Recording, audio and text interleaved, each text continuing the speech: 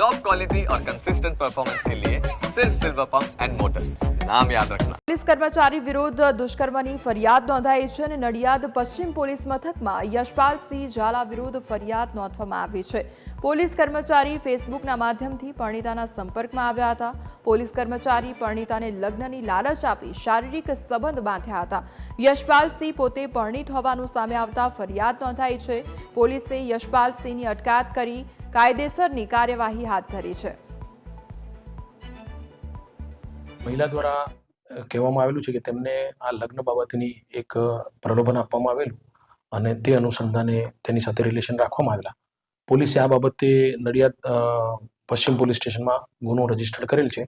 BNS કલમ 69 અને 351(3) મુજબનો ગુનો રજીસ્ટર કરી આરોપીને અટક કરવામાં આવેલ છે। દુષ્કર્મના ગુનાઓમાં જે રીતે વધારો થઈ રહ્યો છે તે ચિંતાજનક બાબત છે અને ખાસ કરીને નવાઈની વાત તો એ છે કે હવે પોલીસ કર્મચારી વિરુદ્ધ દુષ્કર્મના ગુના નોંધાઈ રહ્યા છે। આપ જોઈ શકો છો અત્યારે અમારી ટીમ નડિયાદ પશ્ચિમ પોલીસ સ્ટેશન ખાતે પહોંચી છે, જ્યાં ફરજ બજાવતા યશપાલસિંહ ઝાલા નામના જે પોલીસ કર્મચારી છે તેમની વિરુદ્ધ દુષ્કર્મનો ગુનો નોંધાયો છે। સોશિયલ મીડિયાના માધ્યમથી જે પરિણીતા સાથે તેઓ સંપર્કમાં આવ્યા હતા, તેમની સાથે લગ્નની લાલચ આપી તેઓએ દુષ્કર્મ ગુજાર્યું હોવાનો આરોપ આ મહિલાએ લગાવ્યો છે, જે બાબતે નડિયાદ પશ્ચિમ પોલીસ મથકે ફરિયાદ નોંધ્યા બાદ અત્યારે આરોપી પોલીસ કર્મચારીની અટકાયત કરવામાં આવી છે।